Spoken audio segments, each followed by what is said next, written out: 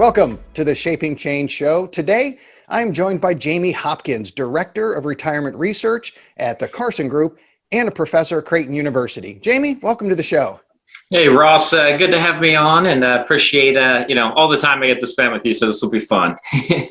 I've been a fan for years, read your books, I've heard you speak, learned a lot from you, and a lot of financial planners would say the same thing. Maybe everybody doesn't know your track within the industry, so could you take the first minute and just kind of bring us up to speed of what you've done and how you've learned along the way? Yeah, and I'll try to keep it short because I am known to talk for long periods of time. But, I started off as an attorney actually in the private equity field doing chemical company acquisition work, interestingly enough. Shifted out of there, clerked in the appellate division, and got two really nice cases that I got to work on, one being a large ERISA one, and then one of Bernie Madoff's cases. So I'm actually on the insurance side there. Ended up leaving there and kind of by ways of things, ended up spending about 7 years at the American College and went there really to help David Littell, who's one of my mentors, build the RICP, so Retirement Income Certified Professional designation. Went there, launched that with Ken Takino also at the time, and David and myself, and spent 7 years there. Ended up taking over the research center there, the program, and we had about 20,000 financial advisors who had gone through that in the 7 years I was there, which is actually more than any other program I'm aware of. It's actually more than the CFP programs during that stretch. Left there, joined Carson Group and Ron Carson as Director of Retirement Research, doing a lot of writing, and kind of shifted there a little bit, over time. I run our coaching company and the Wealth Solutions, a couple other things now. I'm managing partner, but that's kind of my career in a short period. So I guess I kind of went from an attorney to an academic, then back into the practitioner side of things, and now I just joke I'm pretty much like a middle manager somewhere out there in the world. What I appreciate about your history and also hearing you speak is that you have varied experiences, but also you see things from a different angle. It's easy for us to really be focused on, here's my view, and I'm always trying to see that in the world around me. But you do come from different angles with coaching, understanding behavioral, understanding the legal aspect. It definitely adds to how you present. So I'm going to ask a question that I know I struggle with, and I think a lot of financial planners do as well. Just had a meeting where we went over this same principle. I see net worth, I see big picture, and then I drill down and I see withdrawal rates and how much income it may generate. And I think of how the people function and what their story is. But then when the client starts talking, they see monthly income. And I may talk about something else, and then they see monthly income. Why is it that people tend to focus, regardless of their net worth, unless it's extreme high net worth, why do they focus so much on that income number? Well, because the short answer is the income number is the only thing that provides us any satisfaction day to day, right? If I have no income, I can't spend. And then if I can't spend, I can't consume. And then I don't have any enjoyment out of my consumption.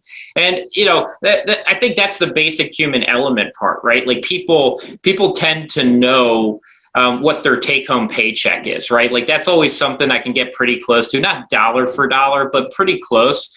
But if I tell people to tell me what their taxes are on that, they usually can't, right? They don't know that part.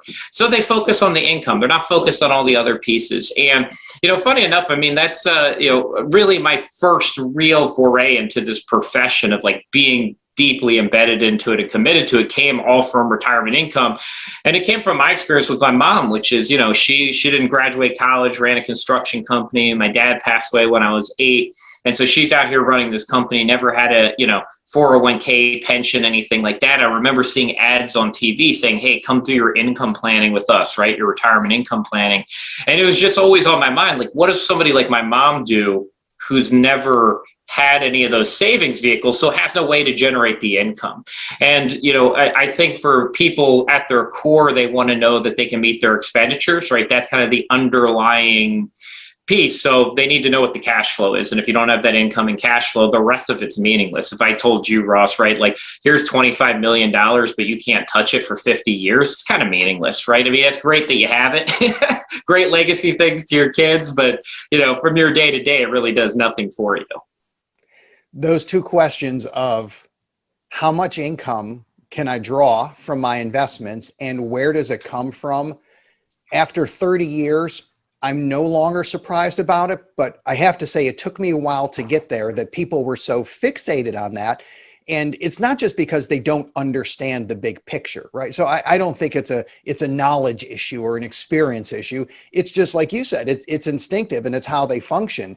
And any tips for financial planners to help communicate that to people when they're really fixated on it?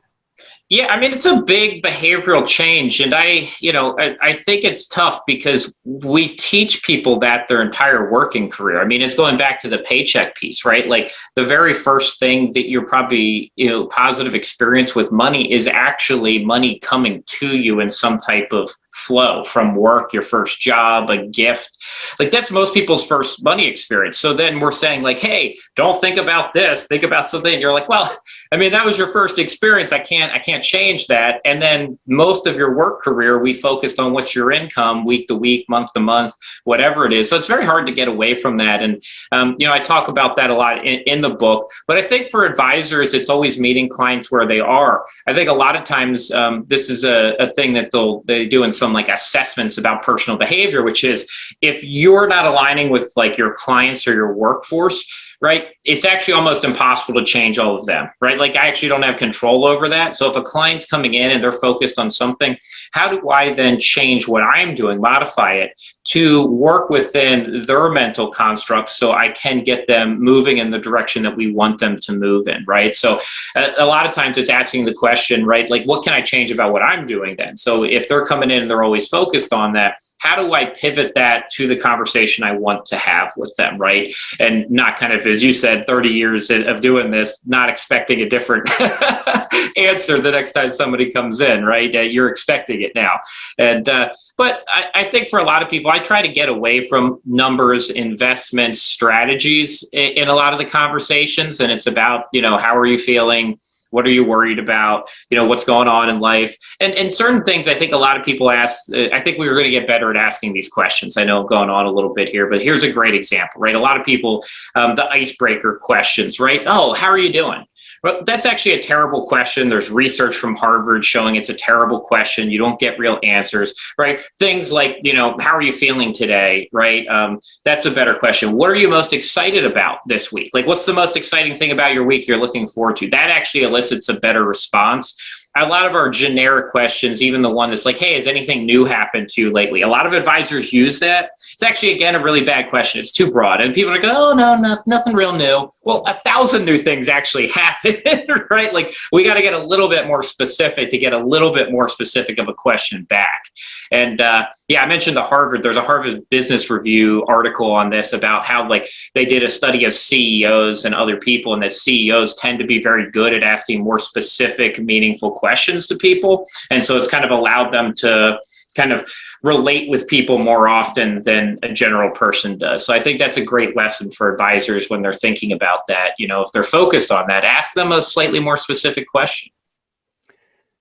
I have a slightly unhealthy obsession with questions and how the brain works with asking questions. And my kids will joke that it took them years to realize that Daddy wasn't a moron, because he never actually answered a question. He just kept asking you more questions. And I don't think Daddy knows anything. He never seems to answer anything. He's just, because I ask more questions, but of course I do answer some, but I use in our process, I have 4 steps. Steps 3 and 4 are, what are you thinking? How are you feeling?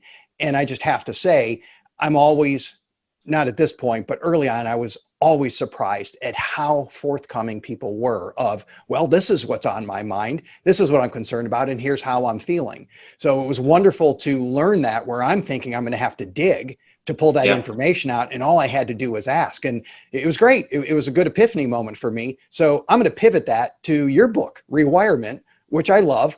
You just came out with a 2nd edition. I'm sure, being the academic researcher that you are, you looked at some of the book and thought, you know what, got to change this, got to update that. And whoops, that doesn't seem to be the case anymore. How about you talk about some of the changes that you made in Rewirement 2nd edition?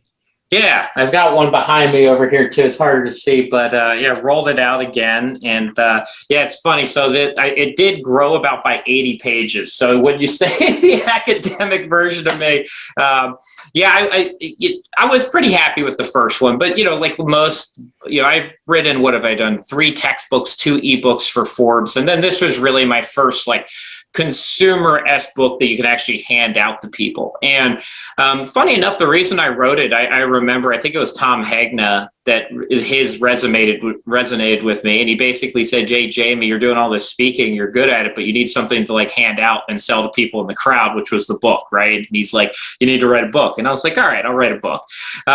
So it took me a little while to figure out what probably over a year before I actually landed on what I felt like writing about.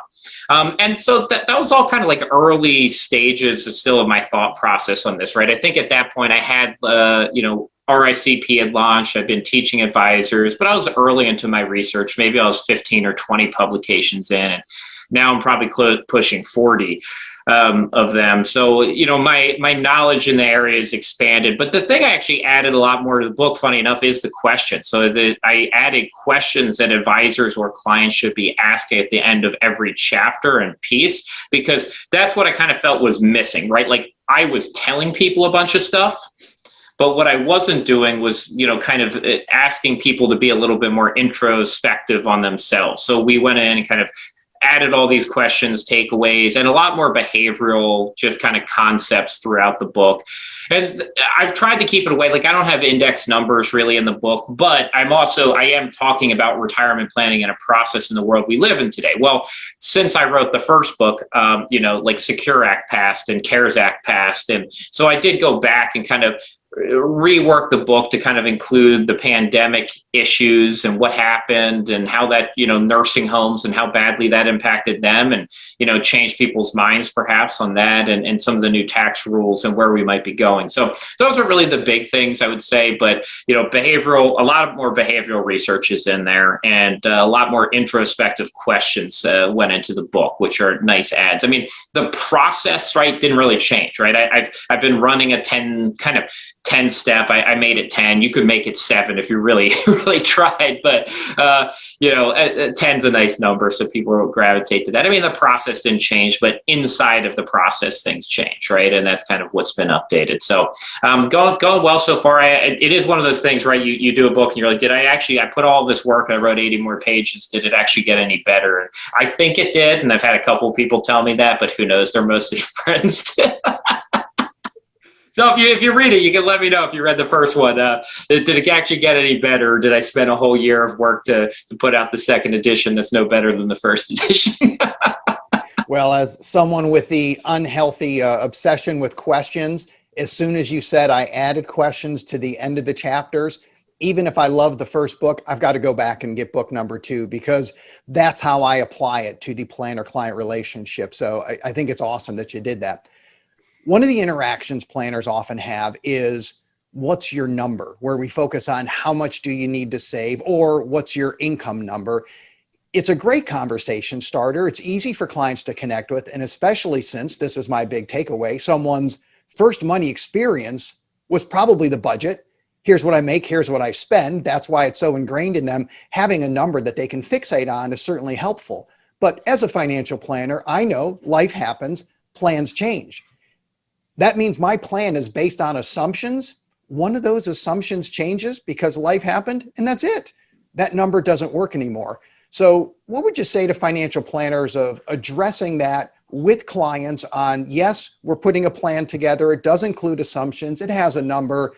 However, where do we go with that?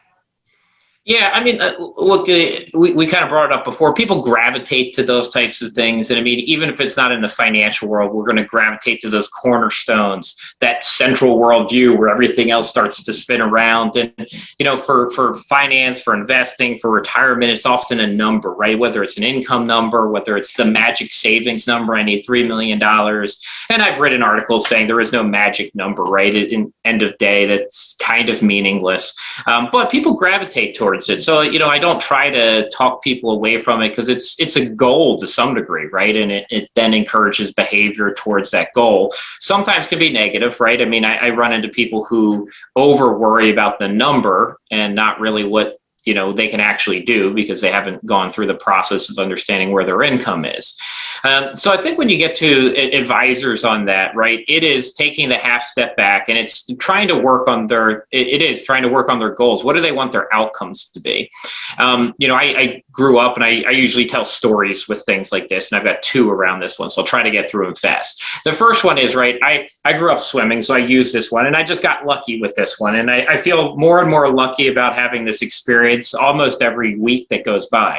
So I grew up in Baltimore. Michael Phelps and I are a month apart in age. And I think we maybe talked about this before. I swam with Michael for almost 15 years. And our head coach, Bob Bowman's been, I think, 4-time Olympic head coach for swimming. And, you don't realize this stuff when you're 15 that like, hey, this is amazing life experience and you need to learn from it. But looking back, I did learn a lot from it. And so, Bob was all about, setting goals and setting a process, but he was also very clear that, look, like if we're going to, I think Michael was 12-ish when he wrote down that he wanted to be the best Olympian of all time. Well, the reality is between age 12 and age, what is he, like probably 32 or something, when that was kind of all said and done, a lot of stuff is going to happen in there. There's a lot of stuff outside of our control. Now, we had a goal, but man, I mean, he shifted from living in Baltimore to Michigan to Tempe to going to Rio and having, you can't plan for all of those things, but you can have a goal that's kind of guiding you, and you can then build a process that can change along the way. Right. And that's probably the most important thing is like you learn how to train differently. How we trained when I first started swimming wasn't the same way that we were training when I left the sport. Right. They had shifted completely. And that's OK. Right. I mean, that's the same thing. Like if we're distributing money today in a retirement income plan, is that going to be the same way I'm going to distribute money in 15 years? No. But if I have a process that's still goal-oriented, that's paying attention to it, that's shifting, that can work. And so then the more analogy of this comes from the sailing world, which I use a lot, right? Like you can go and say, hey, I'm going to go sailing, and I don't really sail. So, I use an analogy that I don't follow. But, you get in a boat and you're looking back at the harbor and you say, I'm going to sail over to that harbor. Okay, great. And then the wind changes direction. Well, I can't control which way the wind's going to blow or how hard the wind is going to blow. What can you control? You can control the direction of your sails, right? And then all of a sudden, right, you can either change your sails so that the new way the wind is blowing still takes you to your destination, probably just a slightly different path, or you can not change them and you can let it blow you off course into the rocks.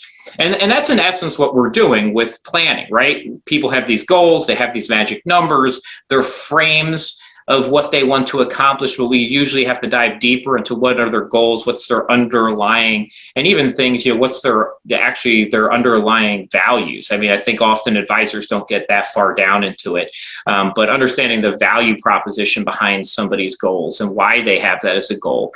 And then that can actually help us create a better process and get to people where they want to be.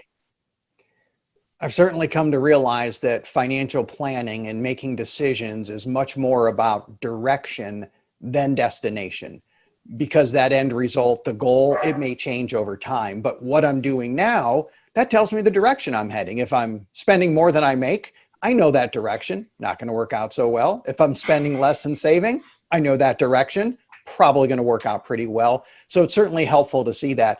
I want to talk a little bit about what we will see coming in the future, because you just mentioned about what you did maybe 10 years ago or 20 years ago. It's not the same as what you're doing today. Things change. Well, the next 10 and 20 years, there's also going to be a lot of change, but I want to do that in a separate show. So let's wrap this up. We're going to call it part 1, and we're going to come back to what can we see in the future, part 2. Is that okay? That sounds good. So it'll be kind of like Rewirement Edition 1 and Rewirement Edition 2, right? And we'll improve in the next one. I love it. And hopefully I'll come up with some more questions at the end of everything you say. So thanks for being with me for part 1, Jamie, and we'll record part 2 next. Thank you. Thank you for listening to Shaping Change with Ross Marino. This show is for general information purposes only and is not intended to provide recommendations or advice. Speak with a legal, tax, or financial advisor before making any decisions. Past performance references are historical and do not guarantee future results.